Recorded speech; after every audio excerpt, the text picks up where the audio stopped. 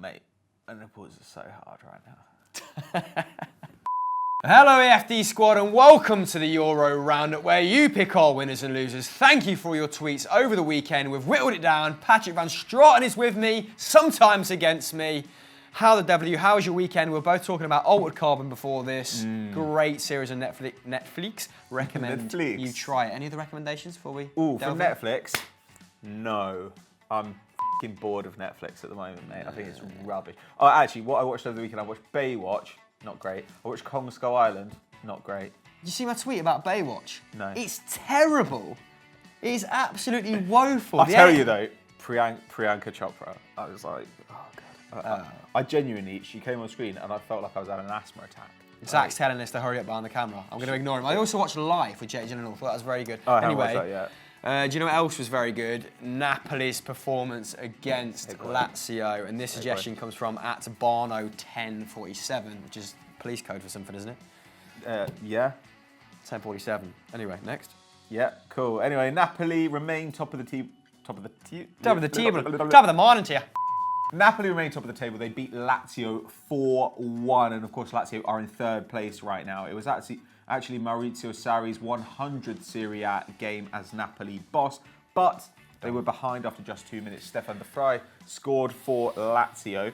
He scored 4 goals with only 4 shots attempted in Serie A this season. Now, what that tells me is he's only shooting from set pieces because he's a centre-back. And so when he shoots, probably a pretty good chance. Definitely. Yeah, deadly. Anyway, Jorginho, Mario Rui, Mertens and a Lazio own goal made it a century to remember, as did an absolutely dirty touch from Sergei Milinkovic-Savic. Oh my goodness me.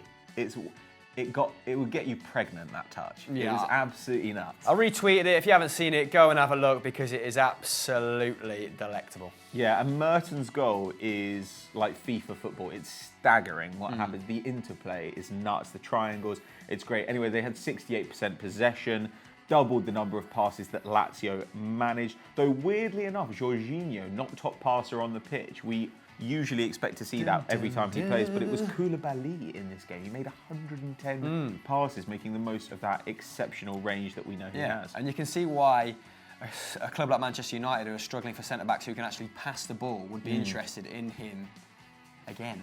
Yeah, and that entire Napoli left side is extremely pass-heavy. You know, they've got Insigne out there. Obviously, they tend to have their midfielders put out there. And then they've got Gulam, or in this game, Mario Rui, who actually completed 100 passes from left back in this game. That's the third most in the match. That's absolutely nuts. Anyway, Napoli had 17 shots in this game, 7 on target. Insigne had 10. Only 2 of those were on target, continuing his career as a sort of Coutinho clone. That is mental. They had 10 shots, or that only 2 were on target. Both. Incredible lid, though. Diamante numbers. Diamante? What's he called? Alessandro Diamante. The guy who's briefly at West Ham. Yeah, he once had a game where everyone's briefly at West Ham. He once had a game where he had 10 key passes and 14 shots. The average distance on a shot, I think, was about 35 yards. Anyway, moving on. Back to Napoli. That's like foreplay for Van Straten, those sort of stats. But I doubt Sarri will care about all those rogue shots, mate, as Napoli are now on 63 points so far in Serie A after 24 games. In the 3 points for a win era, only Inter Milan have gained more after 24 in the competition. That's nuts. How many did they have? Because Juventus have had a season unbeaten. Juventus got 102 points, I think, under Conte. They must have finished very strongly. Yeah. However, they're still just 1 point ahead of the old lady, so squeaky bum time at the summit of Serie A, with both sides having won their last 8 games, so both teams in extremely fine fettle. The Little Donkeys and the Turin side actually play each other at the end of April, so that could be a 6-pointer, couldn't it? It looks like that's what's going to decide it, right? If they keep battering everybody else in the league. Could be a hell of a game, a lot riding on that. But for Lazio, that makes it 3 Serie A losses on the bounce, and they're now out of the Champions League spots, despite their best efforts. Had a brilliant start to the season, didn't they? Tailed off recently. Roma have slipped in ahead of them. It's pretty much the only major league that's not been decided yet, so we want you to decide in the comments below and the poll just above my head. New haircut, what do you think? Don't care. Our first losers of the week are Lyon. This comes from @Memphis Madness, and my God, things have got bad for Lyon very, very quickly. L for losers. L for Lyon. Jay. L for love. Yeah, they lost 2-0 at home to Rennes to lose further ground on both Marseille and Monaco, who have usurped them in the Champions League places now. It's actually their third consecutive league loss since that 2-1 win over PSG, on the 21st of January. That looked like it might be a seminal moment in their season, but their form has spiralled ever since. Before this run, they had lost just twice in the league this season. Now, they have an identical record to bottom place Metz. Over the last 6 games, winning 2, drawing 1, losing 3. Not great, is it? And we definitely want them in the Champions League with that talented, young starting 11. There would be a miss if they were to lose out to maybe Nice. Nantes. Nantes, yeah. Oh, they're playing well under Claudio Ranieri, aren't they? But the young ones always lose to Nantes. Yeah, there we go. Pedo joke. Now, 3 weeks ago, they were second, 8 points away from PSG. Now they're fourth, 17 points off the top. Wow. That life comes at you fast. Yeah, that's a proper sort of Arsenal February kind of record, isn't it? Except we go from 4th to 6th. And the game was Lyon's for the taking, which will no doubt disappoint Bruno Genesio even further. They had 66% possession, 19 shots to 6, 6 on target to 3, 10 corners to 1. This was a mauling by the Olympic Lions, but eventually that cat was put down. Fekir managed the same amount of shots as the entire Rennes team, but it wasn't his day. Normally glorious, but affect it. Sometimes the thing is that it doesn't matter how good your attack is, your defence is just going to let you down. Now, Marcelo played back an awful header to letting Khazri on 5 minutes, Wabi Khazri, formerly of Sunderland. And then Anthony Lopez, who has otherwise been very, very good, pushed a shot straight back towards the striker Seliki for him to get a rebound in stoppage time. And when you're making those kind of errors, your attack can't really do much to help you out. I think Wabi Khazri is the greatest rapper's name that never was. Wabi Khazri. Wabi Khazri. Wabi Khazri and the Furious 5. Shit hot mixtape. That's not bad, actually. Anyway, he got his 7th goal in 15 Ligue 1 games this season. Now, bear in mind, he managed just 3 in 43 when he was in England.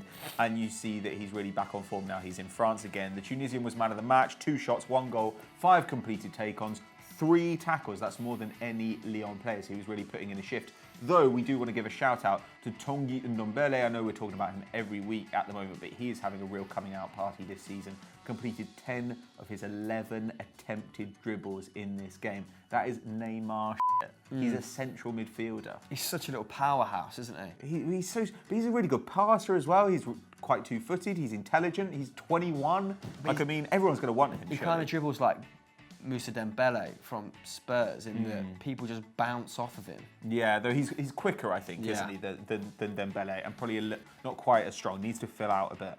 But Lyon certainly need to sort things out in the very near future. They've got Villarreal in the Europa League. Then they've got a trip to Lille, who are the only team other than Rennes to have defeated Olympique Lyonnais in Lyon this season. So it's going to be a tough month for them if they want to make the Champions League places. Well, final winner comes from Pratik Lol. Obviously, joy to be around. And he's put Cristiano Ronaldo in their pato because Portuguese is back on form, isn't he? Yeah. I had a friend called Pratik at primary school. Pratik Patel. You didn't have friends at primary school. What are you up to, mate? He was such a little bully. Look at you, though. Look at you. Look at the state of you right now. Anyway, Cristiano Ronaldo geared up for the PSG match this Wednesday in the Champions League in perfect fashion. Literally perfect fashion. A perfect hat-trick he got in a 5-2 win over Real Sociedad. Also got an assist for Lucas Vázquez's opener in the first minute, meaning he's now been involved in 15 goals in 18 La Liga appearances. Pretty good, given that we've been calling him out for having a poor season. It's actually his first hat-trick for Real Madrid since the Champions League semi against Atleti last season, and the first in the league since November 2016, which was also against Atleti.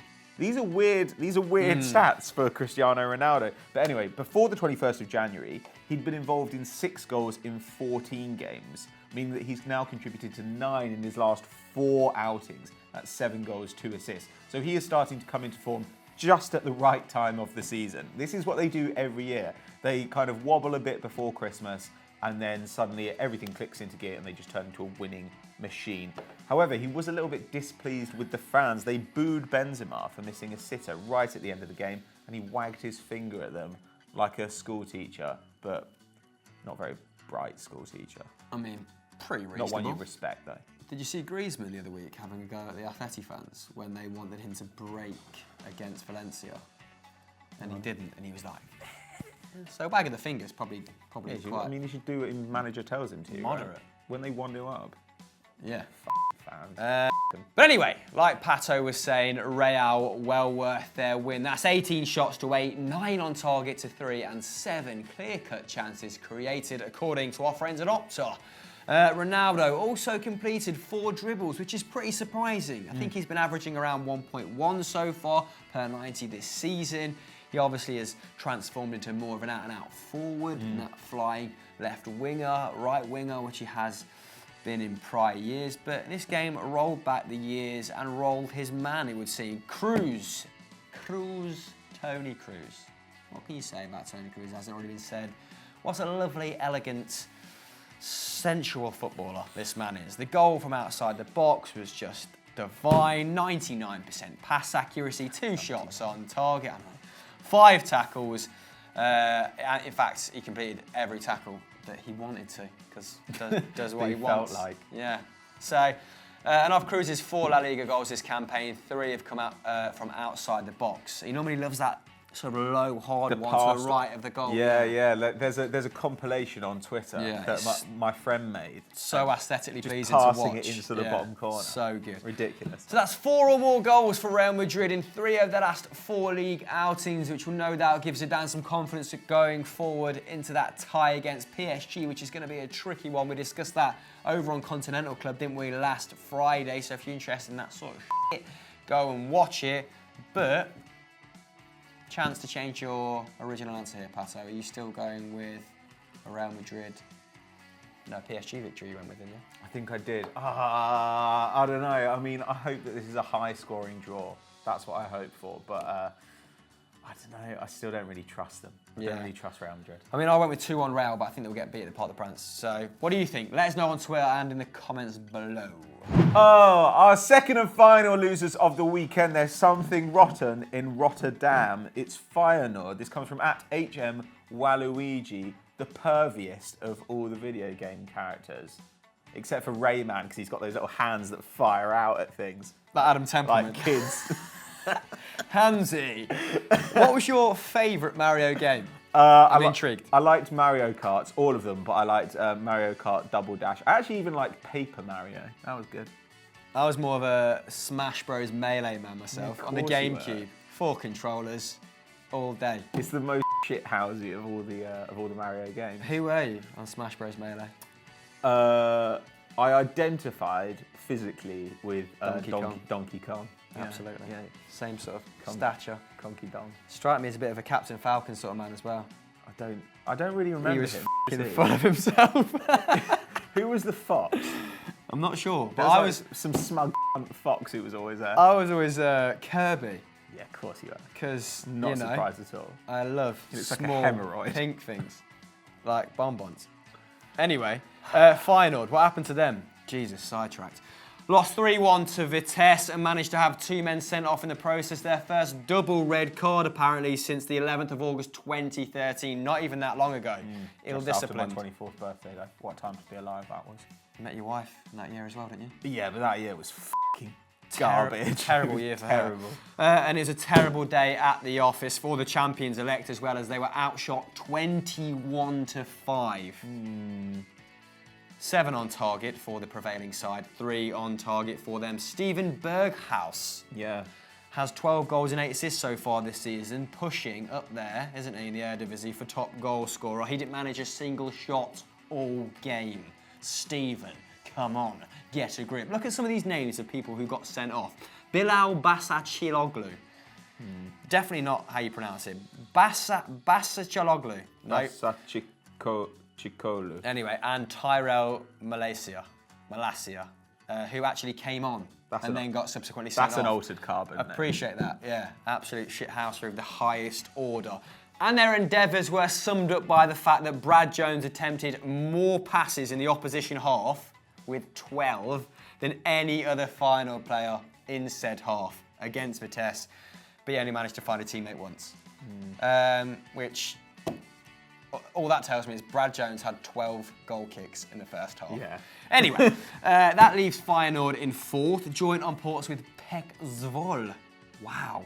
And 8 off 3rd place AZ Alkmaar. Feyenoord are the first title defending champions with at least 6 losses in the subsequent season after AZ when they won it in 2009-10, which wasn't a vintage year in Holland, was it, Pally? I don't really remember. I wasn't paying attention. Drugged out his face. The guy I was paying attention to in this game was Brian Linson. He was man of the match. He got 2 goals. He had 10 shots against Feyenoord. That's the highest tally for a Vitesse player in an Eredivisie game since Opta data began back in the 2010-11 season, because they basically started collecting data on the Eredivisie quite a while after they started collecting it on the real leagues. Anyway, 19-year-old Chelsea loanee Mason Mount, good porn name, had a good game. 84% pass accuracy, 5 dribbles, 3 tackles, also useful in porn. Added an assist to his previous 6 goals and 1 assist this season. Yet another outstanding young soldier in the Chelsea loan army. However, it has been a mixed season for Chelsea loanees at Vitesse. Obviously, they have that feeder club relationship. And Matt Miazga, the American centre-back who is currently on loan there from Chelsea, has been fined by the club for pinching a Heerenveen player, but in an unpleasant location. Was it Shaft or Bell? That's very important. My guess would be Shaft, purely because of, you know, the odds. The odds are better. Like, that's my theory. Like, unless he's got, you know, Toad from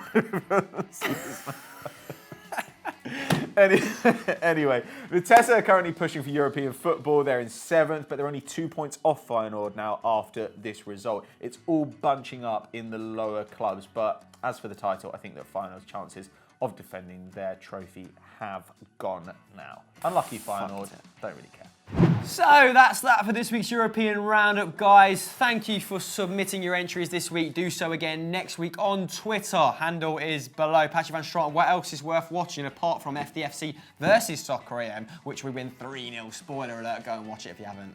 I'm actually going to watch that while I have lunch today. But you should head over to 90 Plus 1 Facts. We've got 90 Plus 1 Facts about Pierre-Emerick Aubameyang. So if you want to know everything about the Gabonese striker and why he'll help Arsenal probably finish 6th again next season, then head over to 90 Plus 1 Facts and make sure you're subscribed. Oh, and bye. See ya. Probably, yeah. I never thought you'd change. It'll be fine. What do you mean, it'll be fine? I'm not criticising it. It's just weird to get used to, isn't it? It is. You look so Japanese, mate. Especially You when look quite K-pop.